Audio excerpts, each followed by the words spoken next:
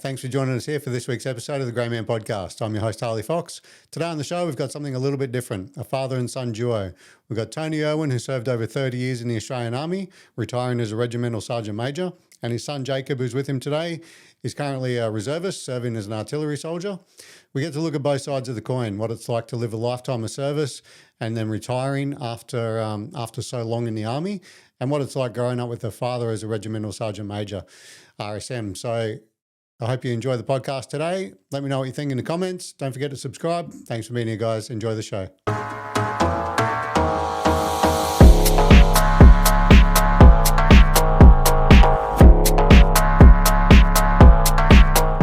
Cool. Thanks for coming, boys. Welcome. No worries. Thanks for having us. No worries. Reached out, was it last year? You sent me an email. Yeah, late last year. Yeah. So your son dobbed you in for getting your story.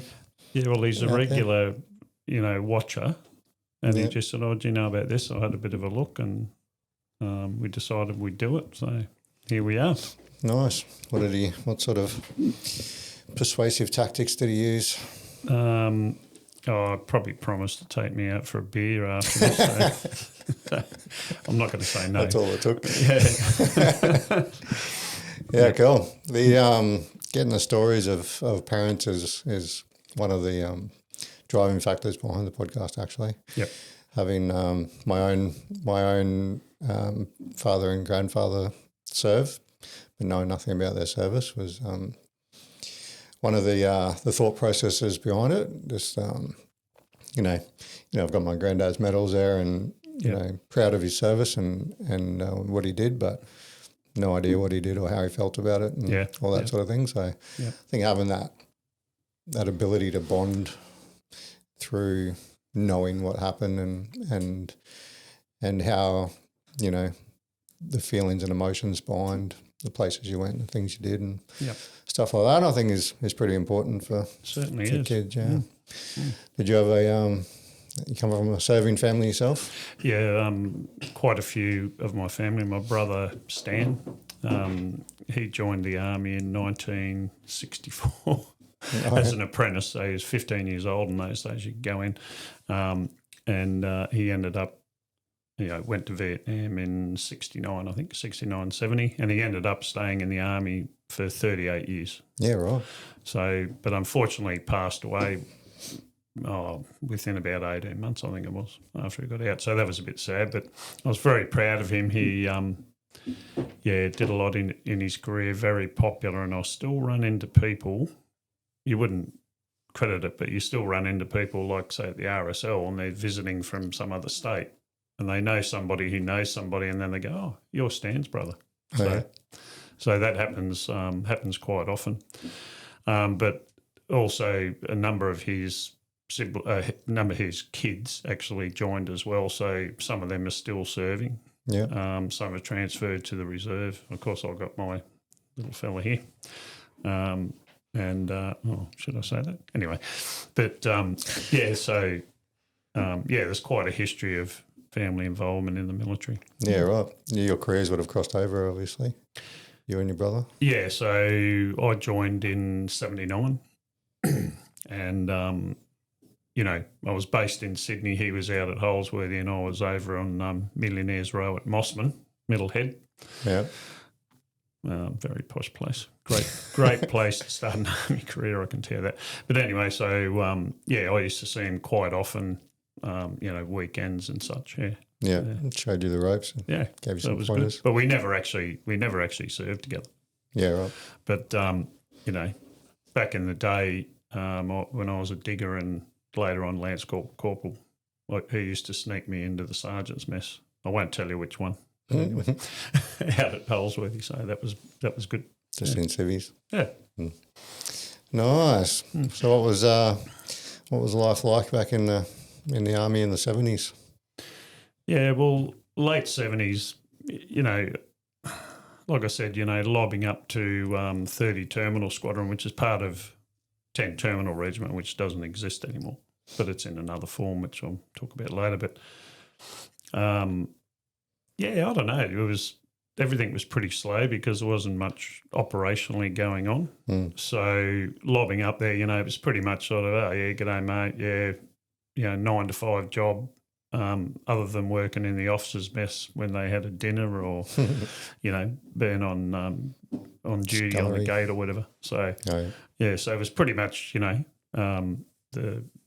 just the day job. But we did actually get, over the years, we did actually get to deploy here and there on exercise. Like I went to Hawaii in 1982.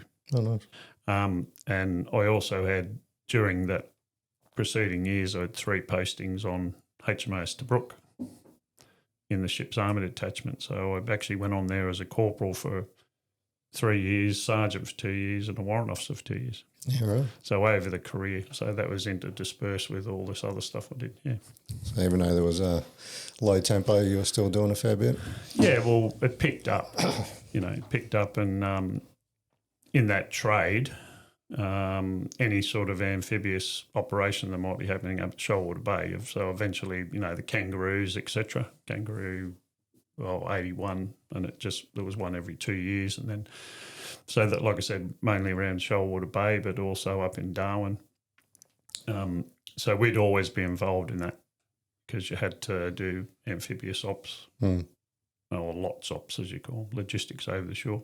Oh, yeah. So, we were the ones who sort of ran that. Yeah, cool. Yeah. What was childhood like with you? How many siblings did you have? So I had, including my brother, basically he left for the army when I was 3. But I've got a sister who's almost his age and my other brother who's a year older than me. And we all lived in Yass, New South Wales, nice little town. Starting to thrive a bit now. It's dearer than Canberra to live there because it's so close to Canberra. But, yeah, good little town, good little place to grow up, not far from Sydney. Yeah. So, yeah. Bush sort of stuff there. Yeah, so, even though I was living in Sydney after joining the Army, I could still go home quite frequently, which was good. Yeah. And what were your when you were kicking around as a kid, were you working on the farm or instilling those hard-working values as a... Yeah, well, actually, I started part-time work, all sorts of jobs, delivering catalogues all over town. So you're walking, I don't know, I'm guessing 7 Ks for your run or whatever, and my brother would do the other half, and, paper runs, working in the local department store. So we always had part-time jobs all the way through school. And I had 2 jobs when I left school. One was, pumping petrol at the local gas station, which was... Back when they used to do it for you. Pretty mindless, yeah. But and then I ended up working for Australia Post. Probably the best job and best paid job I ever had. Really? It was a postie. So you could start early in the morning, but you'd knock off like 1 o'clock or something. And a little motorbike? Yeah, a little Honda 90. So when it broke down, that was a pain because you had to get the old push bike out. So, yeah, and Yass is full of hills. Yeah. So, getting around, that was pretty hard. But it was a good job. But then, one day I just went, nah, I'm destined to join the Army. I'm going. Yeah. It was always in the back of your head? Yeah.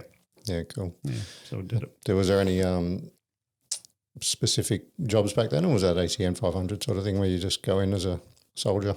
So they allocate you? Yeah, it's like today, you pretty much know what you're going to do, but we didn't. You just went in and, lob up a Kapurka, they'd punch your training into you back in the 70s and then come out and they say, well, you're doing this. And there was 8 people out of that. Oh, was it out of the platoon at Kapurka or Pucker? But anyway, 8 of us ended up going there, so they obviously needed to pump the numbers up back then because they were obviously short. But yeah, Kapurka was a bit of an experience back in those days. Yeah. What was that like? You would the stuff that sort of went on doesn't go on now. Bastardisation sort of stuff. Yeah, but took a few punches in the head. Yeah, but didn't worry me. Didn't worry anybody that I know of. We just went, Well, I won't do that again. It's not that you're used to it. It's just that you just went, that's just part of the game. So it didn't really affect me in any way. Yeah. But, the important thing is you don't keep that in the back of your mind and do it to somebody else later on. No, you don't need to do that. So. Did you ever go back as an RI? Not as an RI. My nephew has. He's been there. He loves it. Yeah, he went back a few times. Yeah. Nice. Any what was the culture like with back in those days? Was it heavy drinking and stuff as it was back in the 2000s? Yeah, so around Mossman, there was quite a few drinking establishments. So, yeah, we had a couple of favourites, and it was basically, every day of the week. And, all the local girls used, the Army guys go there, so they'll go there. So there was a bit of attraction both ways, beer and girls and, getting out, going out, having a good time. But, yeah, like you say, it was pretty much every day. That was the thing. And the boozer was open as well.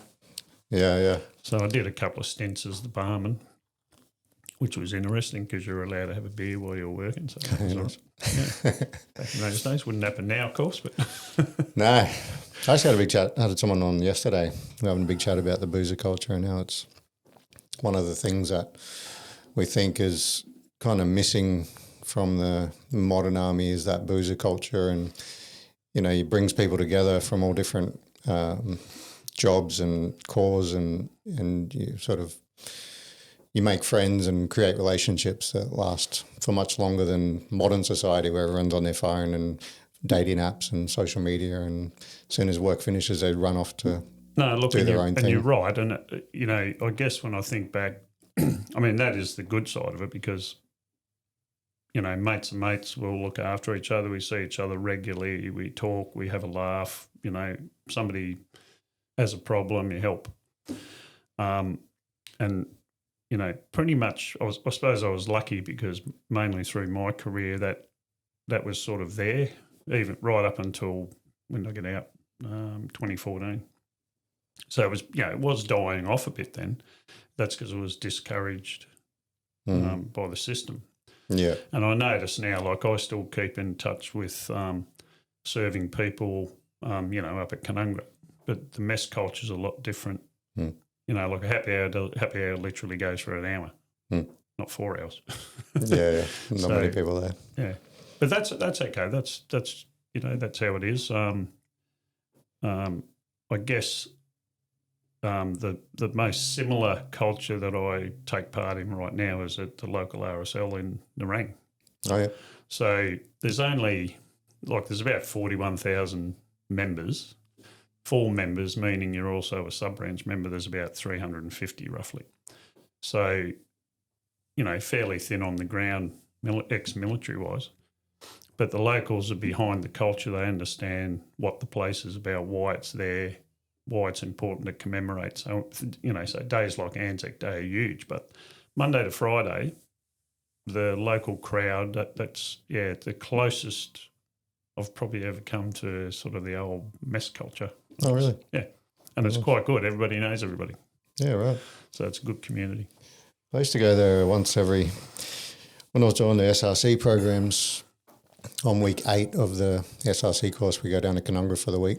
Yep. And on the Thursday night, we go out to Nerang RSL for dinner. Yep. With the crew. Yep. Get a big table. And so I'll put a big plug in for them. They've just done a $26 million reno. Oh, true. It's the place to go. 26 million. Jesus. It's huge. I knew I wouldn't get away. I'd have to do that, yeah.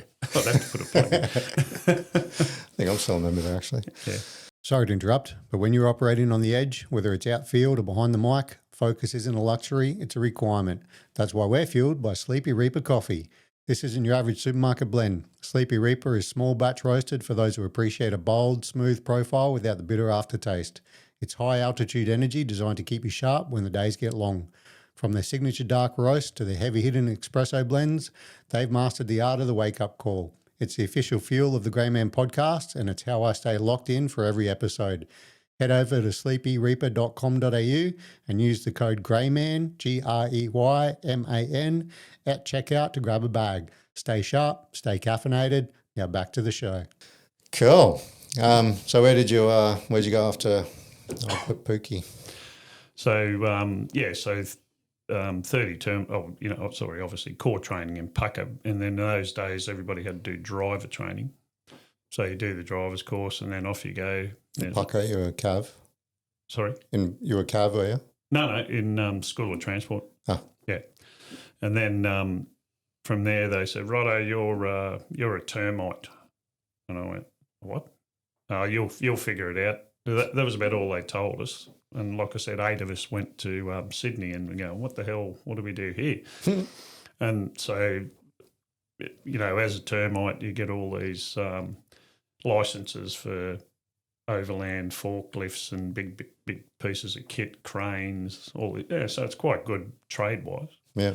And then you get involved in logistics over the shore, amphibious ops and all that sort of thing. So it does take you around. You get to go on a lot of exercises and stuff. Yeah, right. But, the location, I can't fault Mossman. Great place, Sydney North Shore. And then, over those years, I sort of went to, from that unit to Brooke, as I said before, in the ship's army detachment. So you do a few years there, and then I came back again. Then you might go to maritime school at Chowder Bay, another great spot, and become an instructor. And then probably either back to the squadron or back on the ship, and so on and so forth. And then eventually, if you go, I went the regimental path after WO 2, so that's sort of another story. But an in-between posting that I'm really sort of glad I got was the UK for 2 years. Oh, yeah. With 17 Port and Maritime Regiment. So they were sort of pretty famous for their Falklands performance. So it was a good place to go. Learn a hell of a lot over there. Yeah, right. What was that like working with the UK Army? I had to get an interpreter because guys from Lancashire, Yorkshire, let alone Scotsman, Irishman, Welsh, so I'm going, what the hell? And there was this young fella from who was a local guy from Southampton who spoke the Queen's English, and I said, "You stick with me." "Oh, righto, Sarge." And he followed me everywhere. But it was actually quite lucky because you deploy a lot over there just routinely. So they've got like Cyprus and Belize in Central America and stuff all over Europe. So they deploy, and part of that job I was in there, so you'd go resupply those places or go there to do a specific job if there was an exercise. And I was, after about almost the first 12 months, I was in Cyprus again, and the Gulf War started. So it was myself and a British sergeant, and then a heap of diggers, and the ones who I can't understand. But anyway, so they said, we need people to go to Saudi Arabia right now. We need one sergeant. Who wants to go? And I said, well I'll go. The English guy just said, "Oh, look, I haven't been home for, he's busy, right?" And he said, "Yeah, you're right, mate, off you go." Of course, we didn't realise what was going to happen, like before, Kuwait had already been invaded. So we got over there and, just myself and a sort of skeleton crew, I suppose, for a start, and then a few other people arrived, and I got to say, biggest operation certainly till that point, but it's probably still the biggest operation I've been involved with, like the amount of stuff, that the Americans and the British and all this stuff, just seeing what they're doing. Pretty mind-blowing seeing the American war machine. Oh, unbelievable. So, it showed me something else, how far ahead, or how far Australia was behind, being a logistician, how far Australia was behind the ball. Yeah. So we're still talking around, those little BMSS containers, you know what I mean? You'd cart stuff around in, lift them up with a little forklift. The Brits back then, everything was container ships, and like the amount of vehicles, tanks, just mind-boggling. And they the Brits landed 45,000 troops. Yeah, right.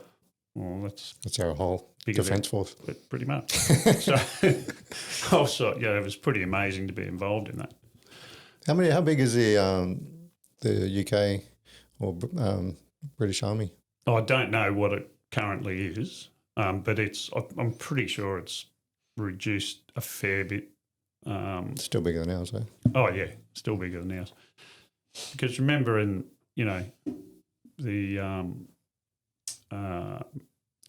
I'll talk about Timor later, but we went through a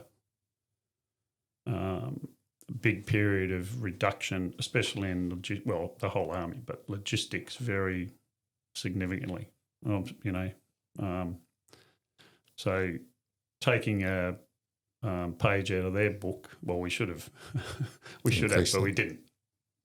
So, because remember, Australia only played a minor role in the Gulf War. So there was some warships, I don't know, half a dozen, I don't know.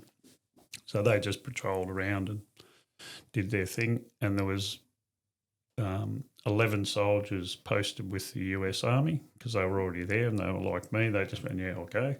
And there was 11 with the Brits. And then there was a few other people, in Riyadh in Saudi Arabia in the headquarters and all that sort of stuff. But it wasn't a big commitment army-wise. Yeah, Navy was quite significant, yeah. It's like they say, we go, but if we didn't, it wouldn't make any difference. Probably not.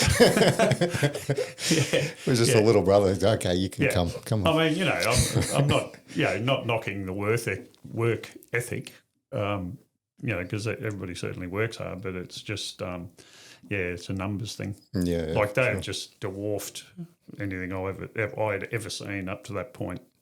Was totally dwarfed by what I saw over there. So, yeah.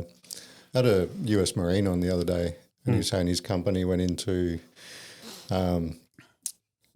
Baghdad for the first push. I was like, how many people were in your company? 1,200? Yeah, he wasn't talking an army company. He was talking a company. With tanks and trucks and helicopters. Yeah, no, see, I mean, look, back then, we were up at a place called Al Jabal, so it's a major port. Like, it was empty. It had been built. The Saudis have built it. They got plenty of money. They just built it. And it was not really being used. It was probably 10% operational. So, with this, with that war going on, it went to 100% like that. Yeah. And all the local, there was a lot of Sri Lankans who used to work over there for them. So they all got full-time jobs and it was great for them. But yeah, it was only, I think it was about 100 and something miles from the border. So there's no action? Kuwait. No one shooting rockets at you or anything? The odd missile, yeah. That was about it. So, yeah, a couple of times you had to suit up with the old NBC gear. For gas? Doing one of those, yeah. But that was only missile, I think there was one missile landed in somewhere in the harbour, I don't know. We heard the bang, but we didn't see it. So, yeah. But that was all right. So, we got out of there and luckily, overall the numbers were pretty low on the American and British side. So, thank God for that. Could have been really bad. Yeah. So you came back and what was it like coming back to Australian life after being over there for so long? Slowed down. The second year when I went back to the UK, so I had to do an instructor's job. But before I actually went into that, I said, can I please go overseas somewhere? Just once more. Short trip, and they found they had to do a job in Belize in Central America, which I mentioned before. And so I got over there. That was interesting, and that was actually the bare bones of the UK Army. They haven't put much money in there. So it was sort of like, I don't know, Puckapunyal 70 years ago, So they're not building, and I'm pretty sure they're not there anymore. So I came back, and then I did 12 months as an instructor, and then came home and getting off a plane in Australia in Sydney in mid-year, you'd think, oh, it's going to be cold. No, I didn't feel the cold. I thought it was humid after being over. That's why all the Poms go for swims in the middle of winter. Yeah. But it was great to come back and,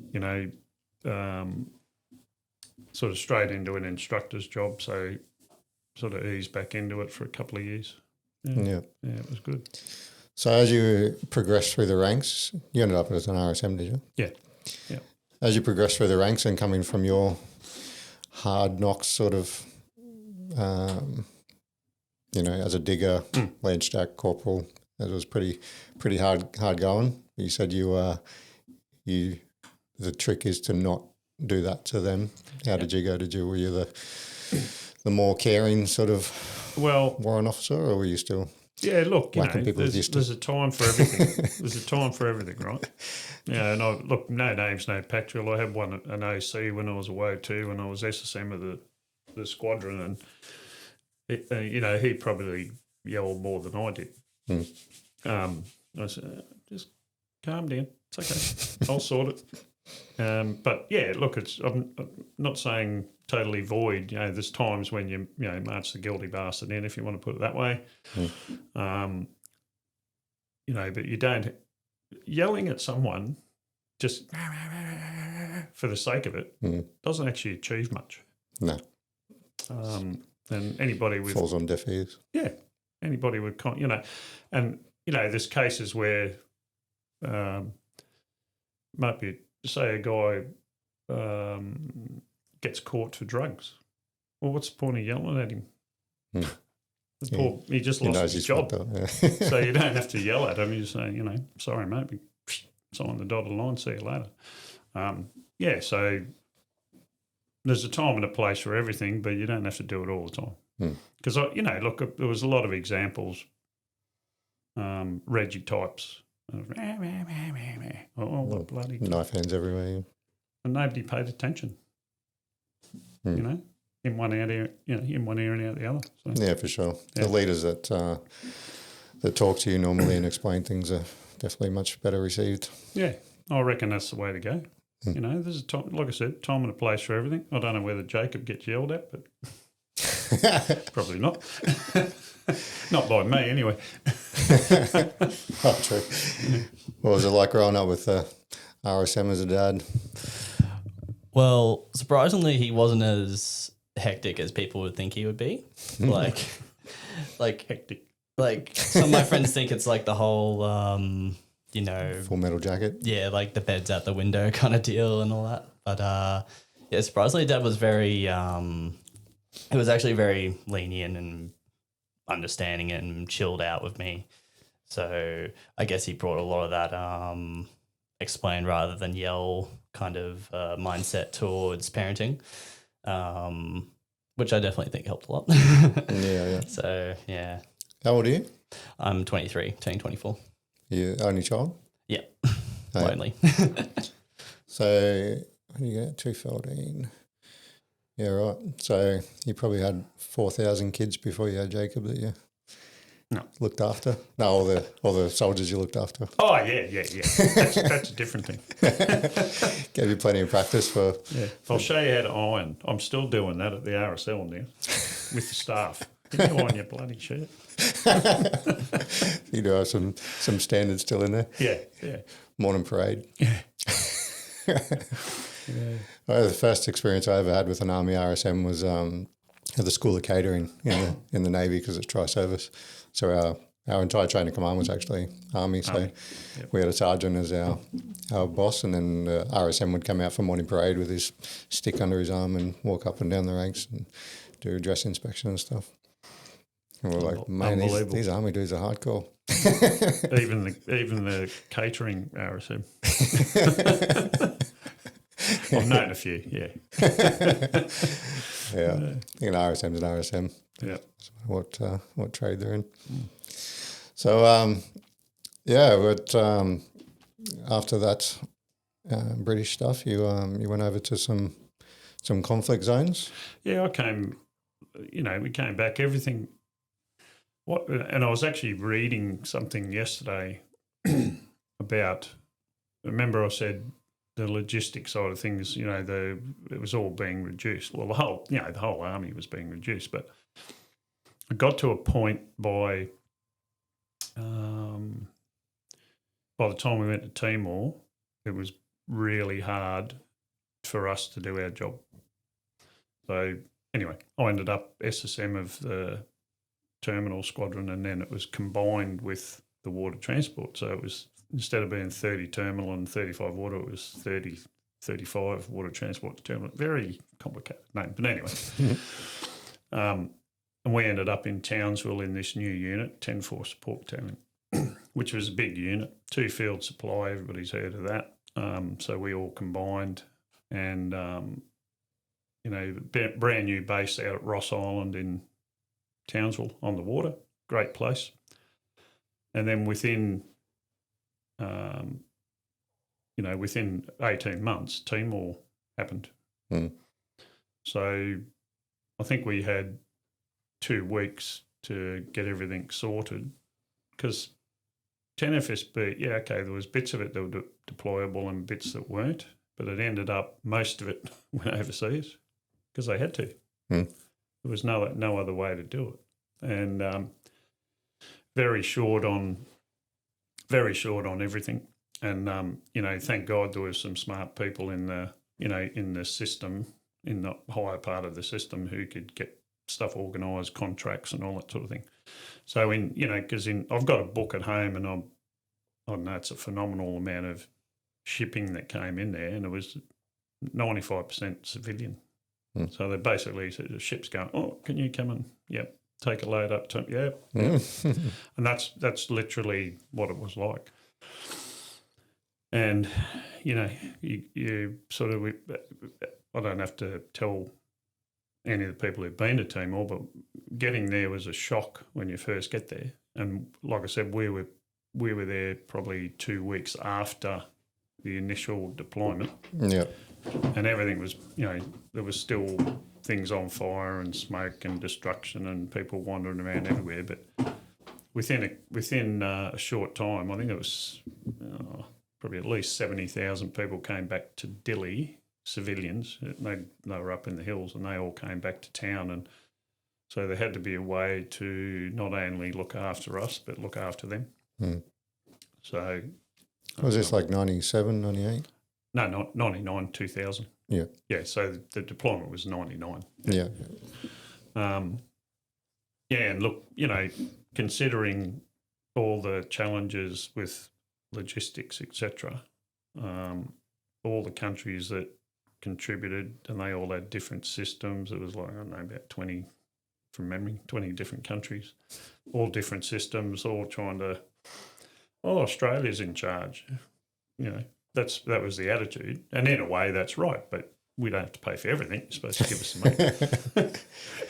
But look, at the end of the day, it took a long time, many, many years, and, it's a pretty stable place now. So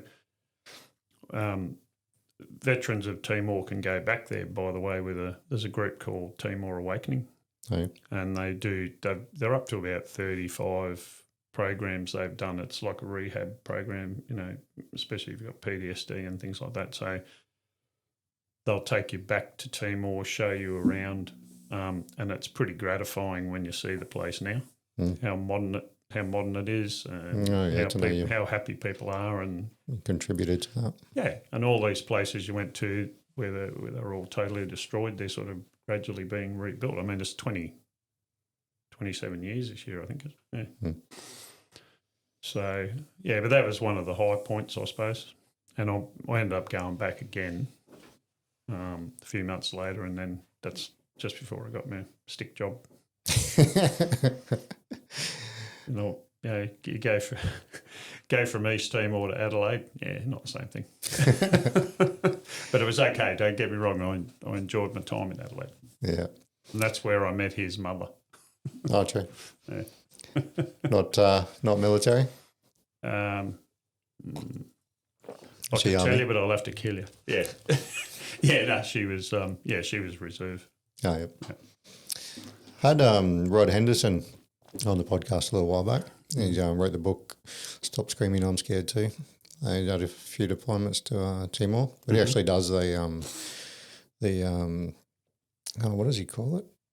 It's like the basically tours of old battle sites overseas. Yep. I think he's invited me on one next year.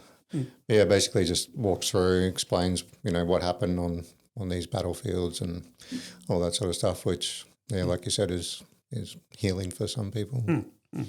Yeah, well, the people who organised Timor Awakening, the founder, if you like, Michael Stone, he's an ex-major, and he used to work for the president, or the current president, Jose Ramos Horta of East Timor. So he was an advisor to him for many years. So they've got a good relationship. But basically, him and his father Gary, who's an Army Padre, they started the program off, and they've got a group of mentors together, and they'll gather a group of people. They have programs on the Gold Coast, and they have 3 in Timor every year. One obviously on Anzac Day, and then other days. So very, very healing for some people. Yeah, it's good there's stuff like that around. Yeah, more people. A lot of veterans when they get out will sort of bury their head in the sand, but there's a lot of really good programs like that people should get involved in. There's heaps, yeah. And your local RSL, as you are an advocate Your for. local RSL. $2 off every drink. If you remember. I've been a member of Nerang because I used to go there with Canungra and Gathorn, obviously, down the road. I think I went a few times with my army buddies, like on courses we'd go there after, but I don't think I've been once off my own back. Yeah. No, well, you're not going to go down there from here just for a beer. Yeah, that's it. You've got to have a reason. You can do a few then you've got to take all your gear with you. Yeah. I'm starting to do a little mobile podcast, little street interviews. Next one will be in a couple of weeks. I'm doing the Veteran Motorcycle Club bike and hot rod show. Nice. We'll do some little interviews down there. Yep. The boys. Yeah, we've got a few Vietnam vets. From the bike club. There's one of them's actually the deputy president of the club. So he's always got his colours on. Yeah. The old wannabe 1%ers, I call them. No comment. Hope none of them listening. No, you guys are right. Yeah, cool. So you had a few other.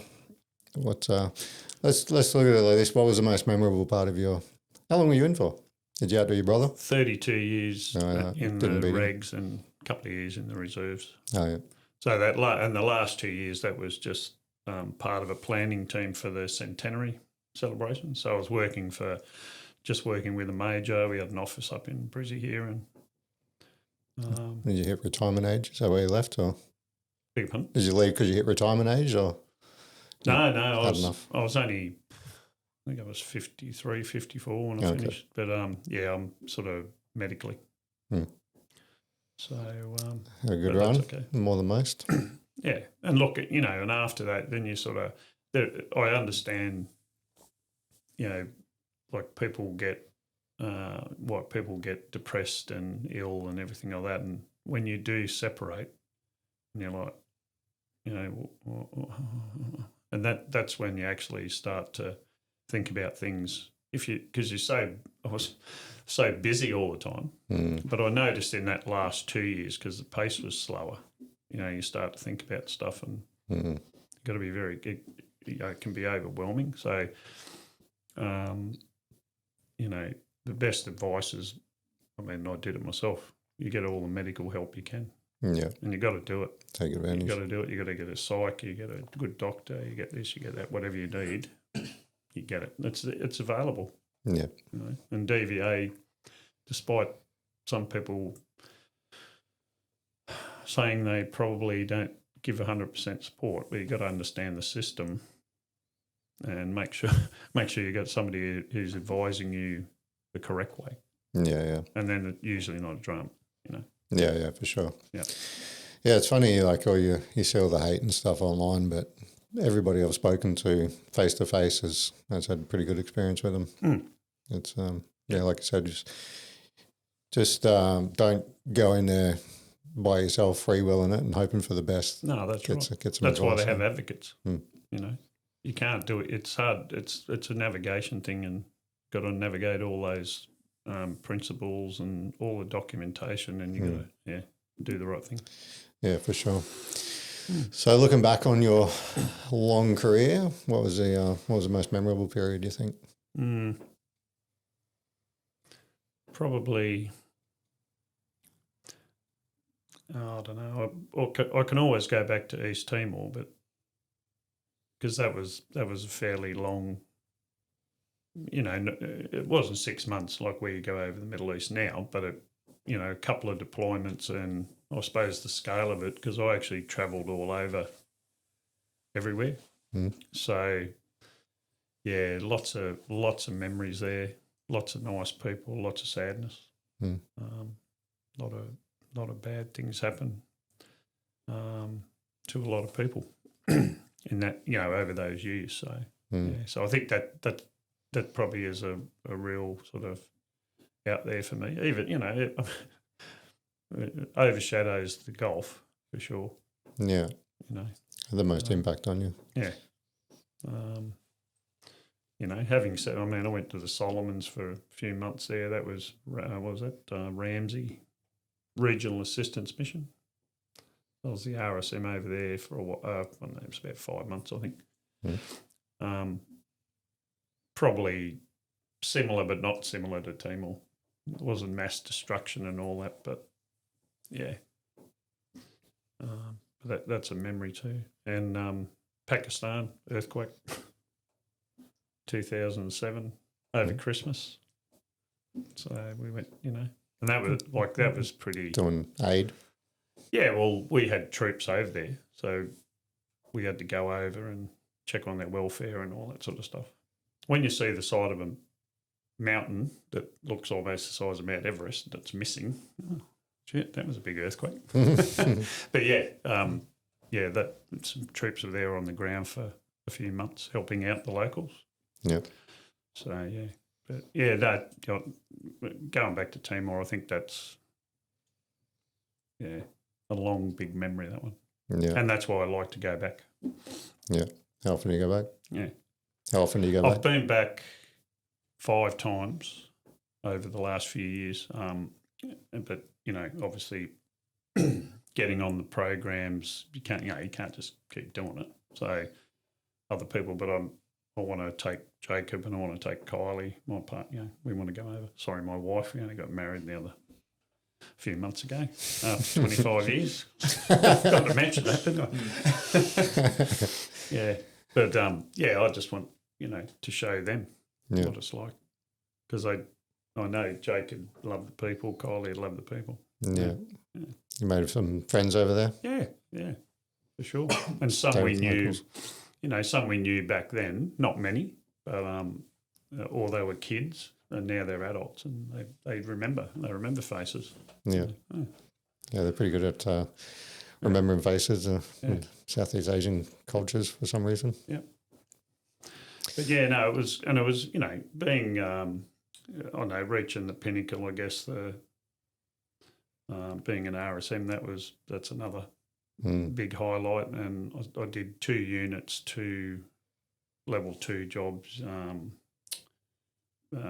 17 Brigade and, which is the logistic brigade, and Canungra, RSM Canungra. Oh, yeah. And then my last job was ceremonial in Sydney, which was a really good job too. So a lot of hours. Yeah. But it was good. Ceremonial or doing... Yeah, so you drill. Coordinate civilian support for, military operations or provide, say Anzac Day is coming up. I'll say, can we have a guest speaker? Can we have this? Can you provide a catafalque party? Blah, blah, blah. So you coordinate all that. And then, that's quite a busy job. Yeah. You didn't mind going from being on the tools to being in an office job? Oh, no, it was good. I mean, I had an office in Pitt Street in Defence Plaza, but I wasn't in there most of the time. You're out all over the place, yeah. Yeah. No, it was good. It was good. But we had that, what was it, about nearly 4 years. I went MS, married, separated. So I sort of flew home a few times a year, or they flew to Sydney for the fireworks, New Year and stuff like that. So had its little benefits. How'd you end up here in Brizzy? Or Gold Coast? So just that posting to Sydney. So we'd just been in Canungra. So we had a married quarter up at Canungra, and I said, "Oh, darling, guess what? I've got another posting back to Sydney." And she goes, "Yeah, well, you go and buy yourself. Buy me a house."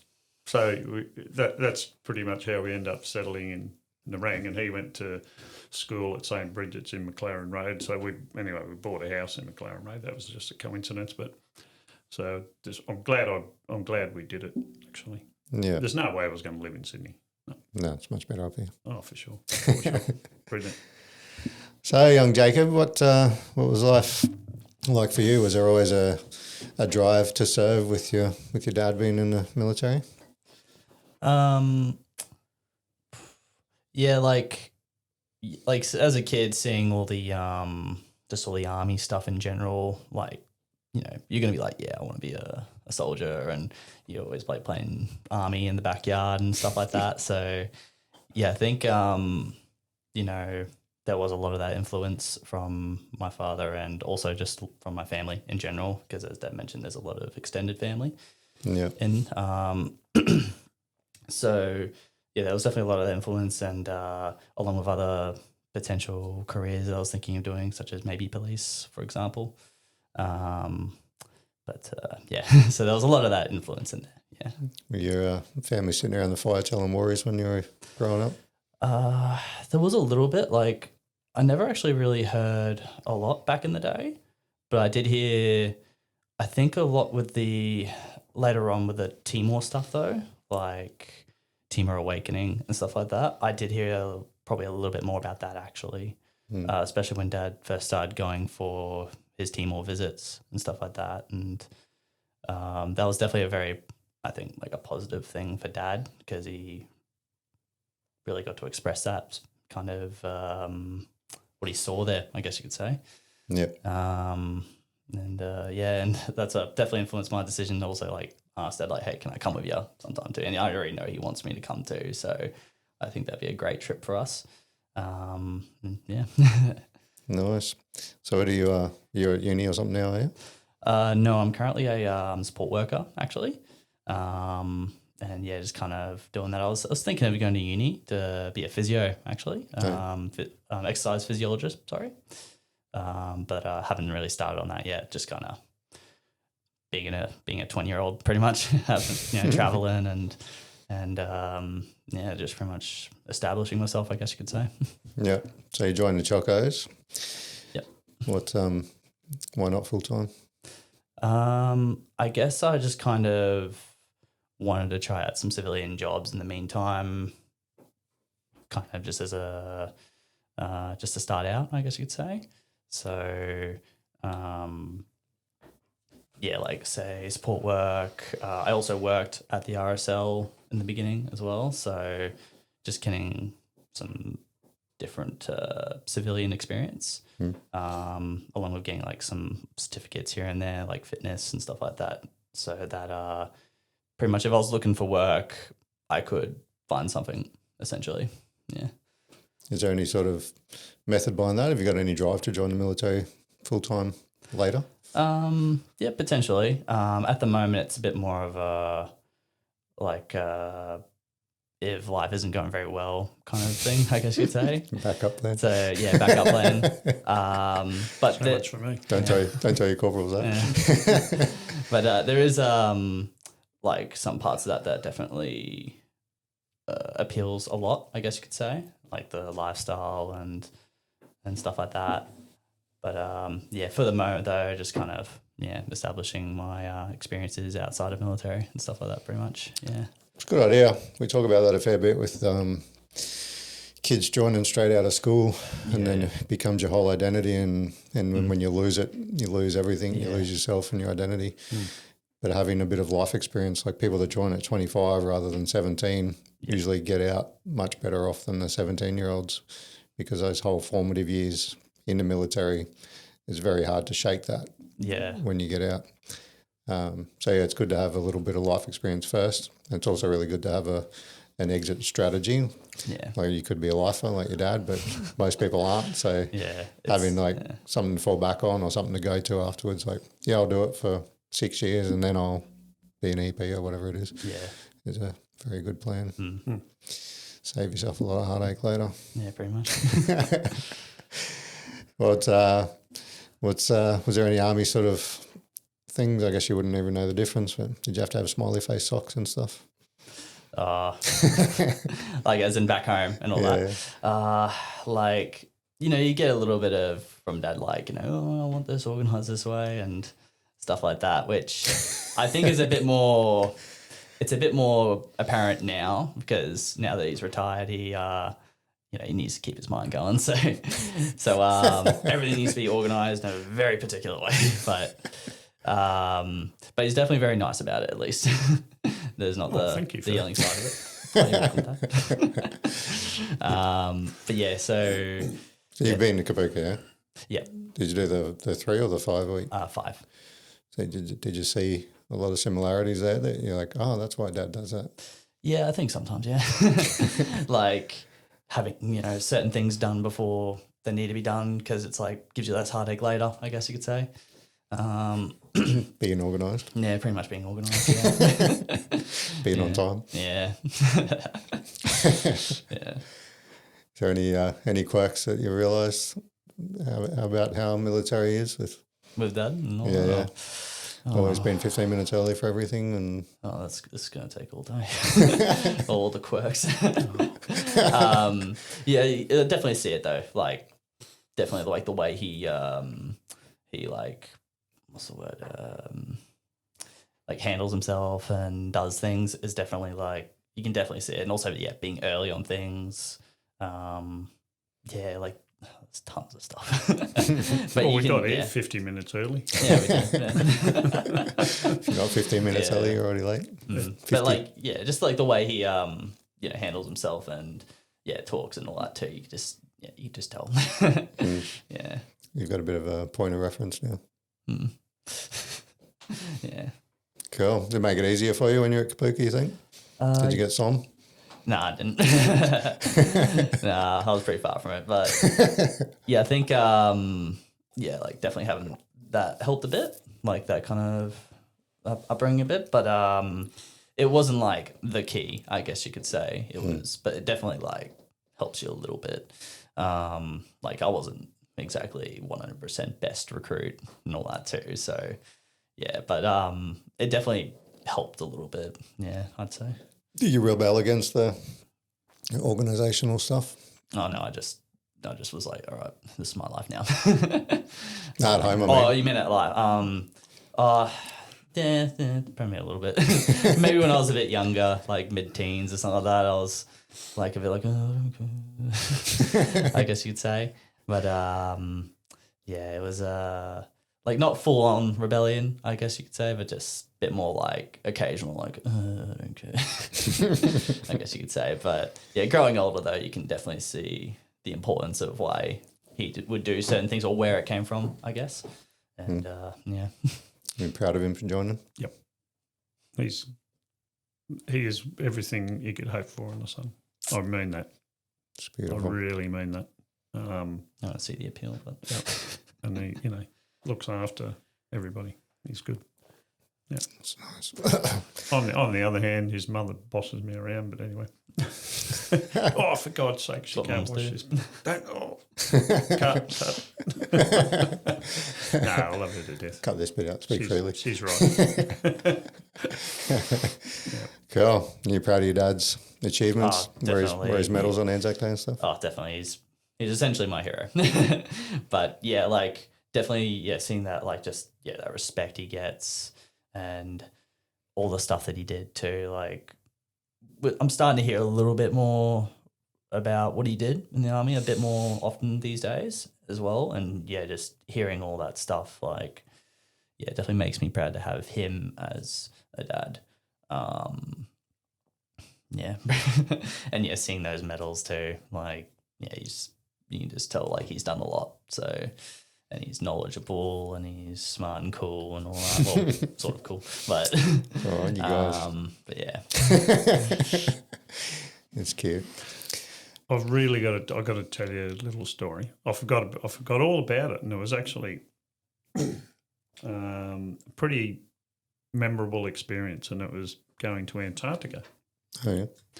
So, back in I don't know whether they probably don't do it now, but the water transport guys who drive, the Larks amphibious vehicles. So they used to support operations in Antarctic during the resupply season, so during summer.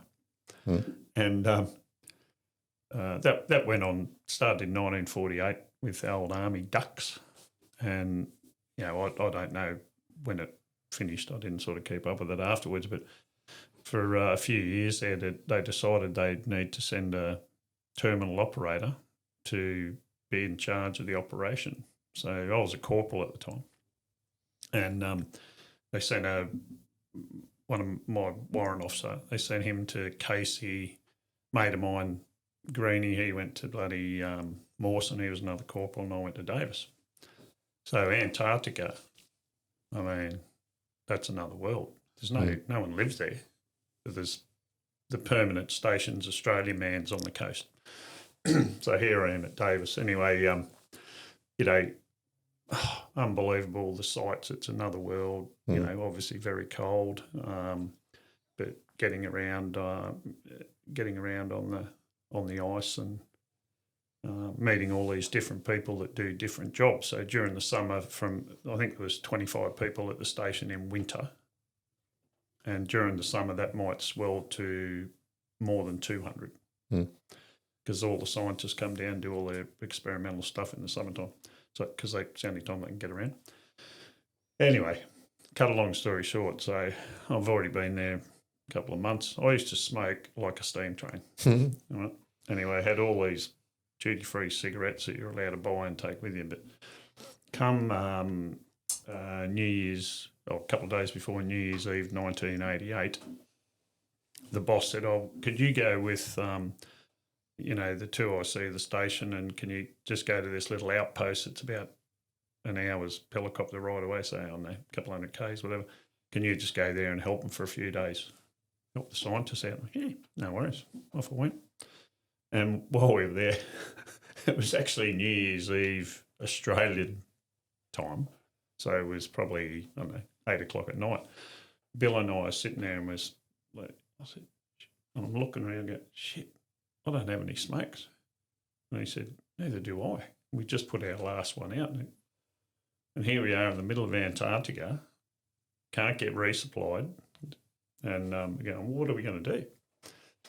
Anyway, I said to Bill, are we allowed to go talk to the Russians? There was a Russian base 25 minutes walk. If you think about it, it's pretty stupid if you want to walk 25 minutes in Antarctica when it's bloody freezing.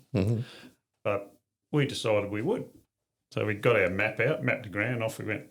And we arrive at this little Russian base. It's only been set up for the summer, so it's a few containers and things like that. And there was this guy sitting out the front, looked like, the Cossack type thing. He was sitting out in the sun. Mind you, it's already New Year's Day, like 5 o'clock in the morning their time, and they're on Russian time. Anyway, so we come, he's having a bit of a sleep. We go, oh, hello. We don't speak Russian. We go, oh, how are you? Putting on all these weird accents, and he's just sort of laughing. I don't speak English sort of thing. And we're going, oh, cigaretto. And he goes, no. It was the first Russian I've ever met that doesn't smoke. Anyway, so he points towards this container and he dragged us over there, and it was, like I said, it was 5 o'clock in the morning their time. They were all asleep, and it was the Radio Shack. They dragged us straight in. Of course, we'd already gone prepared. We had a litre of Bundy and a litre of vodka and all this. So here we are, 5 o'clock in the morning their time. They just went. Next thing you know, we had 3 cartons of smokes each, pretty rough ones, but we had them. Anyway, we ended up, cut a long story short, we ended up spending probably 5, 6, 7 hours there. But getting drunk with the Russians. we were hoping it'd just be what we were doing, but the station leader came to get us because I forgot to mention the Berlin Wall was still up at that stage. We didn't, should we have been there? Yeah, we don't know. There's no claims down Antarctica. It's not a... Anyway, so he dragged us up to his cabin, more grog, smokes, interrogation. What are you guys doing? We just ran out of smokes. Oh, really? Anyway, after about 4 hours, they believed us. They laughed at us and, you're gone now. So anyway, it took us an hour and a half to get back because we were pretty under the weather. And it was, by that time, it's early morning, our New Year's Day. So we wake everybody up with a couple of cans of beer, had a beer. And went to bed. It was the funniest thing, trying to get these bloody cigarettes. Lucky you found your way back under the... Oh, unbelievable. Under the influence in Antarctica. Anyone who ever gets the chance, go and have a look. Yeah, that'd be cool. Yeah, no, it's good. Good place. Yeah, so what was transitioning out? You said before when you were getting ready to leave, having those systems and stuff, but what was it like for you after such a long career to not have to go to work the next day? Yeah, that bit's bring that a little bit closer. I'm sorry. Yeah, that bit's good, not having to go to work, but that leaves your mind to think about things you've seen and, as I said before, look, I mean, while I was in, I did quite a lot of stuff through DVA, so I was pretty well down the track anyway. But luckily, that's a piece of advice I'd give to everyone. Just do what you can while you're in, because it's not going to affect your career, because it's, it's all recorded. You're not going to claim something you haven't got. It's all in your document. So people get a bit worried about, the military will find out and they'll kick me out. Well, they can't, because DVA's not allowed to tell them. So, anyway, but that was a bit of an advantage. So by the time I started to have a few effects of PTSD and stuff like that, I had systems in place to deal with it. But it's important, the important thing is that you actually do it and follow it up. And you still got to live, I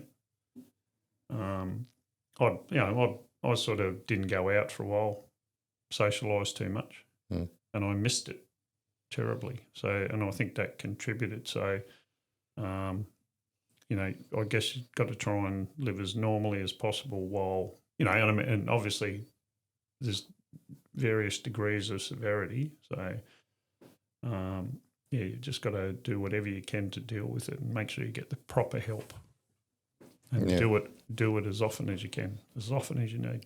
So that's what you did, just use all the support systems to... That's right, including a lot of mates. And, it's amazing what your mates can do for you.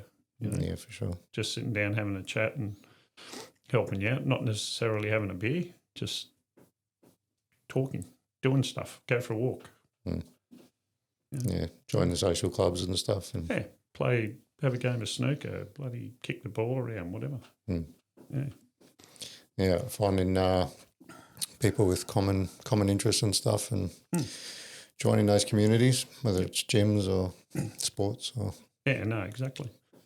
And, like I said, I'm a big supporter of our RSL in particular, but... as I mentioned before, though, the civilian community there, very, very supportive of the veteran side of things. They know what they are. I mean, some RSLs don't even, have the ode sometimes, right? We have it every night at 6 o'clock. I do. And everybody stands up instantly. And for the people who aren't familiar with that, or they might be visiting, they might be going, gobbing away, and people, hey, shut up. And they, like, immediately. And this is all our civilians. It's not just all the ex-military types. So that, yeah, they respect it. They're, people stop playing the bloody pokies and right. get off there, get off their bums. It's good. Nice. You weren't, did you not going over to the modern conflicts with Afghan and Iraq and anything? No. That was in those time, when I was the stick man. So, and I mean, probably when it was all, when was that? 2003 earliest, I think. I think it was 03 to 2015 or something. Yeah, so that's when I was sort of doing all those other jobs. A lot of our people went, obviously, but yeah, we never went as a unit. Then there was no reason for me to go because there's an RSM over there. So unless you wanted to be a contingent one, or unless you were made one, it's all right. What do you think the biggest changes you saw over your career were? Oh, yeah. Look, that period I mentioned when everything got downsized. Thank God, it's gone the other way. It's not, nothing's perfect. And look, I'm no expert on what it's like now, but they've certainly got really good equipment. I'm talking about the whole army. They've got really good equipment, and they're trained well. They, even the uniforms are good these days. Compared to some of the ones, we would have worn. So, it costs money, and the government's got to give it money if they want to have a defence force. And the Navy's, the Navy's got bigger ships now. They should have always had them, but I understood years ago why we bought the old Canberra and the Manura, those really old blokes. They were 30, 35 years old when we bought them. They were so outdated, but that was a good strategy because when the Navy got them, then they had to replace them, so the government had to give them the money because it's a capability. So good strategy. It worked. So they got those two big sort of helicopter carriers now. Yeah. We never would have had those probably. Yeah, I'm getting those that subcontract finished. Yep. And that's, God, how much ocean is around Australia? Yeah. That's most of the Navy's job is just protecting the waters around here. Yeah. And hanging out in the South China Sea. Yeah, and going to Singapore and having a few beers. 5 floors of something or other. 3 floors. Yeah. Yeah. I never deployed, but yeah, most of my friends did. Lots of stories from Singapore. Yeah. Yeah, well, it's a place they just go. It's all goodwill visits and have a bit of fun, spend a bit of money. It's good. They do it all over the place, including New Zealand. I mean, we go over there fairly often too. Hey. Hang out with our Anzac brothers. What any places ring out as the most fun you had? God, everywhere. Would you believe that on the Tobruk, one deployment we did, we went all the way to the States? Can you believe that? That took 3 weeks via Fiji and Hawaii. And, it was a 3-week transit by sea because the Tobruk only did, 20 knots or something. It was good. Yeah. It was good. You enjoy being on the Navy ships? Good food? Oh, hang on. Sorry, not that bit. When we got to America. That was a good experience. That was a very good experience. Where'd you go in the States? So all along the West Coast, San Francisco, San Diego, and like I said, Hawaii there and back, and Fiji. But we also popped up to Canada, to Vancouver. No. Oh my God, I'll think of it in a minute. But we popped up to Canada, and they love Australians up there. It was a really enjoyable visit. I mean, they love Australians in America, so. Oh, you're Australian. Yeah. They're the worst at imitating accents. I know. Cool. Yeah. So, what have you got out in 2014? That was, 11 years ago now. And you're just hanging out. What are you doing with yourself these days? Oh, it's all volunteering. So we've actually just, the renovation I mentioned before, we've just opened what we're calling a veterans hub or a veterans centre. So it's a place where people can just drop in, say good day, have a brew, read a book, just talk, whatever you want to do. So anybody's welcome. Doesn't you don't even have to be a veteran. You could be a relation or a wife or whatever. So just come in and have a chat and talk about maybe if you have concerns or if you need some help with advocacy or something like that, because we've got advocates as well. Yeah. But yeah, I think that's a really good idea. So that's got to be manned sort of, I don't know, probably 3 days a week. And we've also got the staff of the sub-ranch, they come in 3 days a week because they're all retired. So there's that, and then, there's fundraising and, which we do quite a bit. So you can actually put in quite a few hours volunteering. So, yeah. So it keeps you busy down that during RSL. Yeah, my word, it does. Because, a lot of the veterans are pretty old. They're getting on in their 80s and that. So there's, I reckon I'm pretty old, nearly 65, but I'm still fit. I can still do stuff. So, but we do need young people. There's a lot of veterans on the Gold Coast. There is, yeah. It's probably the biggest veteran population in Australia, I think. Is it? Because people come there to retire. So, oh yeah. And we do have some younger guys, some Afghan vets, etc. So it will be be really good to have a few more. Not it's not to work or anything, but just to be part of the community, and we can all help each other. Share mutual stories, share your experiences. That's what it's all about. Yeah, for sure. Yeah, the RSL's it's not something utilised as much as it should be, I think. No, and there's a lot of negative rhetoric around it these days too, I think. Well, that's probably around the fact that there's pokies. So the old school sub-branch just might have had a little bar, and it was you might have sold had a sausage roll or something, and that was pretty much it. But it is good to have a business behind that. That doesn't that doesn't represent what the sub-branch does. Sub-branch is totally separate to that, but the business supports it. So in our case anyway, and 100% supports us. So there's a lot of things we wouldn't be able to do without the club being there. Yeah. And like you want to have a function, go for it. We'll help you out wherever we can. So it's good, like a dining in night or get together, Anzac Day, Remembrance Day, Vietnam Vets Day, any other day. You go down there? Yeah, I go there occasionally, especially for like the events and stuff like that. I think they're just starting to do some like boxing stuff there sometimes, like in the big function room. So we'll go there, watch that, and then like actual fight nights. Yeah, like a fight night, and then there's also the Australia Days, Anzac Days, stuff like that. It pops off Anzac Day, as you'd imagine. But yeah, and we also usually get free drinks off that. But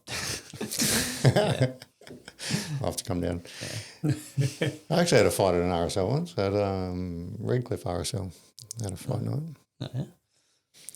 Yeah. Yeah, no, it's just a thing we've just started. The guy who was the promoter, he's actually a veteran. So, we've supported him in any way we could. And, it was the first one we've done because of the space, but now we've got the room to do it. Oh, yeah.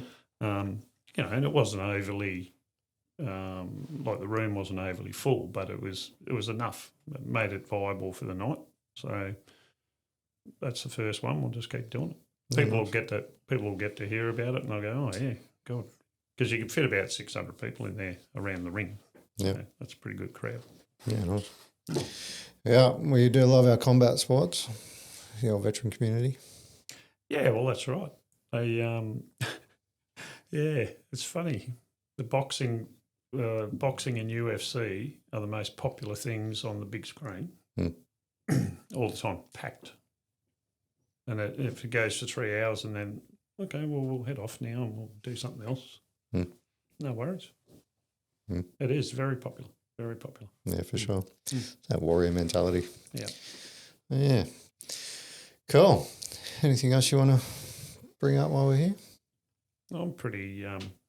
It's good. It's good to talk about the RSL though, because hopefully a few people will, particularly down the coast, who might jump on board. And it's not about.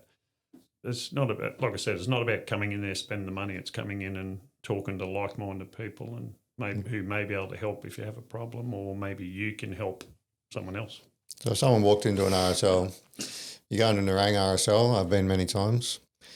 You go in there, you see the pokies and the bar and stuff. And how would somebody connect with other veterans there? Okay, so there'll always be somebody on the premises having a beer or something, or 3 days a week, like I said, the president, secretary, treasurer, and probably the welfare officer will be in their office upstairs, and then the veterans hub will be manned whatever those hours are. So Monday, Wednesday, Friday, but it may go, we may do 5 days a week. Depends on who's available, because like I said, it's all volunteer. So that'd be the first, go past the front door, just walk another 50 feet and there it is. Yeah. You come in there, but obviously if you can't find it, you just go in and the staff will direct you. Yeah. But there's always somebody inside socialising as well. So there's always someone there. Just look for the larrikin at the bar. Well, I'll be there a fair bit. Nice. And what about chocos, mate? Would you recommend chocos to the average punter? Yeah, definitely. It's the biggest one for me that is like you just make your best mates there, pretty much, and that's something Mum and Dad always told me. So you're at the Southport Depot down there. Yeah.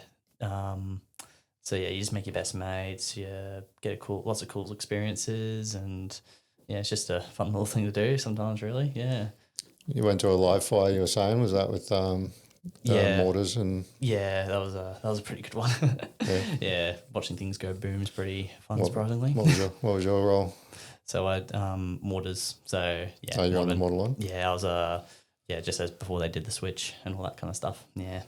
And got to do the last live fire, and we got to drop a few as well. And yeah, it's a very cool experience watching the whole process of doing it all, and really just being part of that team, trying to be faster than the other tubes, and yeah.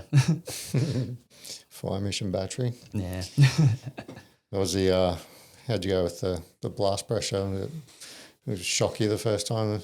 Oh, it shocks you a little bit. Yeah, first you go like, oh, you don't think it has that much of a, you think it's just a loud noise, but no, it's like gets your spine going a little bit, eh? Yeah. Yeah.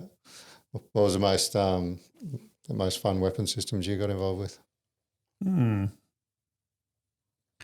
MLRS. MLRS. What's that one? The multiple launch rocket system.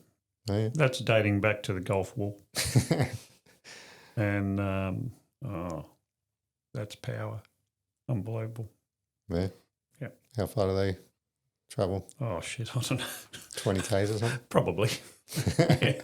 But it's just, amazing, and really easy. It's like the pod that the missiles come in, like 6 at a time. They're really quick to load, and they just drive around. Gone. Yeah. Unbelievable. It's off the back of a truck? Oh, the back of their vehicle, yeah. It's a track vehicle. Oh, yeah. And they, I don't remember. Pretty sure the British Army didn't have them, but the Americans supplied them. So. Oh, yeah. So they were everywhere. There's a lot of film of the Gulf War with them in it. Yeah. Yeah. Pretty amazing. So you go you never got in any contacts or anything yourself? No, not that. Like I said, the only thing, the couple of missiles, that was about it. Yeah. Near the port. Their aim they were scuds apparently, so they really didn't aim for anything. They just pointed them. Yeah. Hope for the best. Hope for the best, yeah. You got to do a lot of range days and stuff yourself and shooting stuff and trying different stuff. Yeah. I mean, we used to do it a lot in the early days. It died off a little bit there. Yeah. But, I've always enjoyed it. Because I used to shoot all the time as a kid, so yeah, just one of those things. Yeah, it was good. Still shoot now? No, I haven't fired a weapon for 20 years probably. Oh, no interest. Sorry. Last time I would have fired one would have been in the army. So, but on Civvy Street, probably 20 years. Yeah. Yeah. So I haven't since I got out. He has. Where you go shooting? Mostly I think we went on holiday in Hawaii that one time, and Dad took it was when I was a teenager. Took him to a range. Yeah, I went to a gun range. I got to shoot all these yats, and that was a fun time. But I do remember you once though. I think he was 14 or 15. He came down to Yass. My brother's still down there, and he's still got his shotgun and that because they still have to shoot a few rabbits here and there or whatever. And he said, "Oh, Jake, have a go at this." And Jake, he goes, "Hang on to it, boom." Took your shoulder shoots off. at a tree, and then he looked around him and he's go, "Wow." Yeah. Left a bruise there funny. for a week too, eh? Hey? Left a bruise there For a week, yeah. It was funny. But he's good now. Good shot. Oh, yeah? Yeah. What's your grouping? It's it was pretty small, but I forgot what the exact number was. I was more better at RP3, but yeah, I was nice. yeah. So you forgot. Yeah. I remember I went to you go to the gun ranges in Thailand, and it's so unregulated. You can be drunk or high, and there's people with their finger on the trigger, just zero discipline, turning around, getting selfies and stuff. I'm hiding behind big pylons while other people are on the firing line. I want nothing to do with this. Very dangerous. Yeah. Well, they seem to have a pretty good track record, regardless of their safety protocols. Cool, boys. Well, thanks for making the trip. No worries. All good. Where are you going for a beer? Eaton's Oh, we're going to go to the out for lunch somewhere, Parkwood Tavern, back at the coast. Oh, okay. And then we'll see. He wants to. I want to take him out somewhere, but he's Yeah. Nice. All right. Well, that'll do. Thanks, Harley. See you later. Appreciate it. Thanks for No. having us. No problem. Good to meet you guys. Good on you. Cheers, guys. The Grey Man Podcast is a veteran-run platform dedicated to sharing authentic experiences from current and former service members. These stories are shared to foster connection, understanding, and support within the veteran community. Episodes may contain raw, emotionally charged content that some listeners may find distressing. Listener discretion is advised. The views and opinions expressed by guests are their own and do not necessarily reflect those of the Grey Man Podcast, its host, or affiliated partners. The Grey Man Podcast assumes no liability for any statements, opinions, or representations made by guests during interviews or discussions.